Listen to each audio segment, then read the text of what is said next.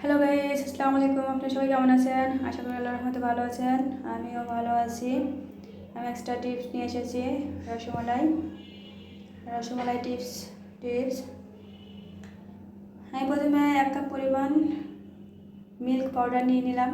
Milk পাউডারের ভিতরে 1 চা চামচ ঘি দিয়ে দিলাম।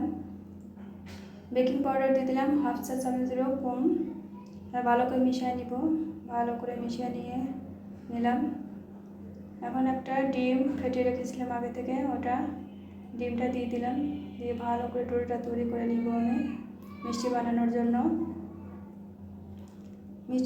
ডোটা তৈরি করে হয়ে গেছে আমার। দেখেন গাইস, আমি এখন কিছু সময়ের জন্য রেস্টে রাখবো। 20 মিনিটের জন্য রেস্টে রেখেছি। 20 মিনিট পর আসলাম। 20 মিনিট পর এসে এখন আমি মিষ্টিগুলো বানিয়ে নিচ্ছি। এক এক করে হাতে ঘি মাখিয়ে একটা একটা করে বানিয়ে নিতে হবে। দেখেন গাইস, আমি মিষ্টিগুলো বানিয়ে নিয়েছি। ছোটো বড়ো সাইজ করে করে বানিয়ে নিয়েছি। এখন 1 লিটার পরিমাণ দুধ কড়াইতে বসিয়ে দিয়েছি, জাল করে নিচ্ছি। বেশ কিছু সময় ধরে জাল করে নিতে হবে।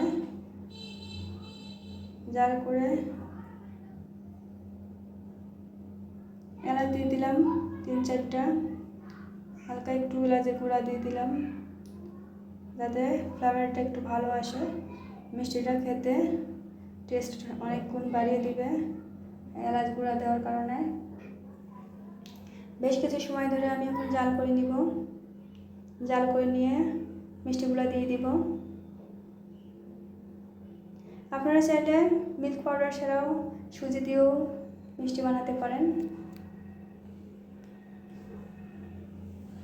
এখন আমি চিনি দিয়ে দেবো মিল্কের ভিতরে। 1 কাপ পরিমাণ চিনি দিয়ে দিলাম।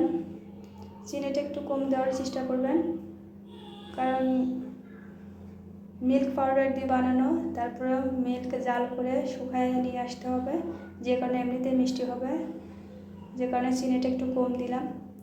আমি এখন 1/2 কাপ পরিমাণ মিল্ক উঠিয়ে রাখবো।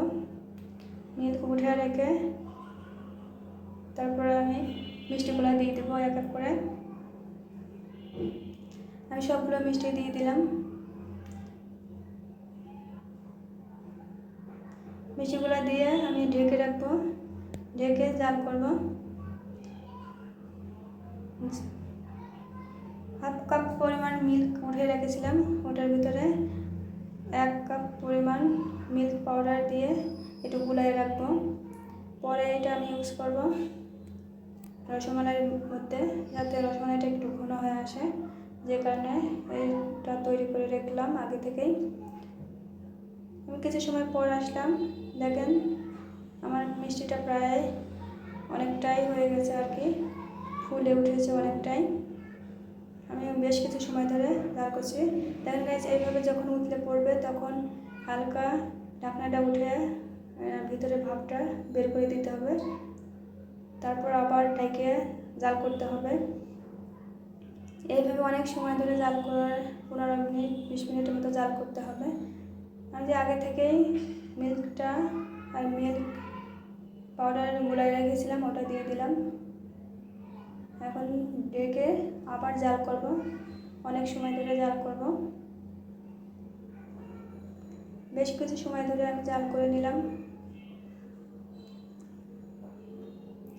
আমার মিষ্টিটা প্রায় দেখেন ফুলে 1-2টার মতো হয়ে গেছে প্রায়।